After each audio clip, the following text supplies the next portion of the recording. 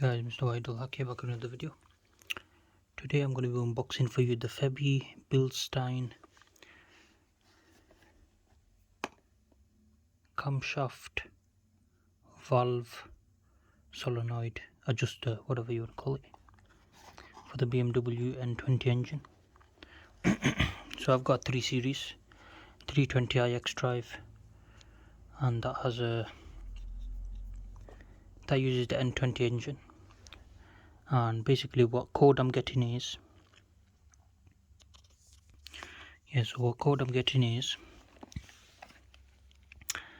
intake camshaft out of tolerance,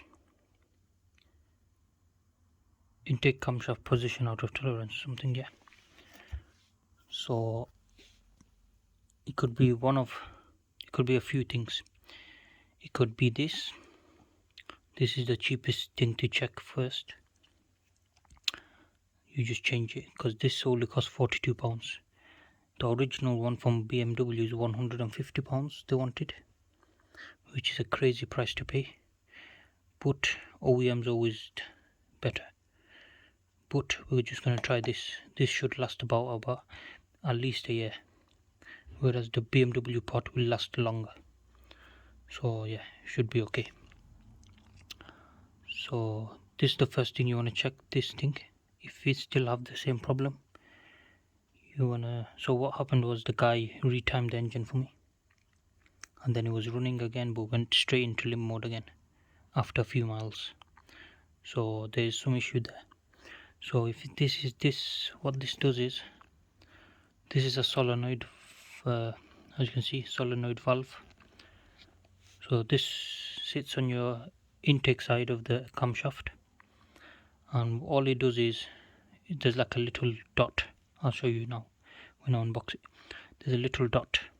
All it does is go in and out like that to change the timing of the camshaft. So it can retard the timing, or it can forward it, whatever. So yeah, that's all it does. So if you have a failing one of these, your timing is going to be off, or if it's stuck open, stuck closed, or anything, your timing is going to get off, and then you're going to have trouble. You're going to be in limp mode. So the main problem is, so the way you can, usually if you do have a problem with this, you'll get a short, it'll say short to this sensor, whatever, intake, the solenoid valve or whatever. You'll get a code like that, but sometimes it doesn't give you that code if it's not fully stuck open or fully stuck closed. So it is the cheapest thing to change, so just change it. And then if you're still having the trouble, the next thing to check is take off the, rocker cover, and then under there you'll see the gears. So the next thing I would check is that your timing chain hasn't actually collapsed, the guide inside. So the plastic guide, if it's collapsed deep down, look with one of them scope cameras. If it's okay, then you're all good. Check with your fingers as well. If hold the chain, make sure it's not stretched or anything much. And then yeah, what else can you do? Okay, so the next thing I would check is the Vanos gears. The Vanos gear, which is on the intake camshaft, you can check that by hand. So what you do is, you put a socket thing on your crankshaft pulley, turn it around, and you'll see the engine will run slowly, obviously because you're doing it by hand. And if you do have a problem with your crankshaft pulley, not the pulley, the gear, or the Vanos gear, what will happen is you will get stuck, and it'll chuck oil at you from this way, that way, and yeah. So yeah, if you get stuck, what will happen is it'll skip, it'll do like that, and you'll have oil chucked at you this way, that way, whatever. That's where you know that gear needs changing. So that's your other option. And if you still can't figure it out, just swap everything out. Do your timing chain, do the Vanos gears, do everything basically, the tensioner, the pump, oil pump chain, oil pump, everything. Just change everything now if you're struggling. But yeah, that's the order of doing everything. So this is the cheapest one to do.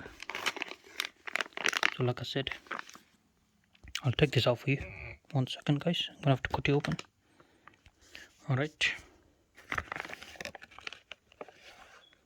it's quite heavy, careful with that. Okay, so yeah, very nice, as you can see. So as you can see, there's your little dot there. That thing pushes in and out, and this is already a bit oily, which I'm guessing they pre-lubed it. Oh, you can see there, that's literally all it does when it's inside the engine. So yeah, so it takes 2 bolts there, and I was gonna put this in today, install it myself, but I don't have the toolkit. It takes a E-Tox E6 size, which is silly because I don't have a E-Tox kit. So now I need to go buy a female E-Tox kit. So yeah, that's another headache. So your connector goes on the bottom there, as you can see, and there's your thingy. So it'll go in this way on the engine, and this one you can use on intake or the, can you see the oil amount? They've already pre-lubed this a bit, so when you do put it on, you want to get some engine oil and just put it around this ring with your finger like this. Just a bit of oil on your finger, that's it. When you put it in, it's already a bit lubed, so I am going to put a bit more on anyway, just around the ring, but I can't do anything today. So yeah, very nice part. Seems like a quality build. It looks exactly like the OEM part. There's a bit of metal, like it's not, there's a bit of metal imperfection on there, but shouldn't make a difference, hopefully. But yeah, we'll find out if it works. So if you do put this in and your car doesn't start after that, what you need to do is reset your adaptions for the timing, and then it'll relearn it basically. And then if you still have the same problems, move to the next step. Like I said, check everything on it properly. Check the Vanos gear, check the timing chain guide doesn't collapse inside. Yeah. Alright guys, thank you guys for watching. Please subscribe to my channel. Hopefully this fixes my car. Good night.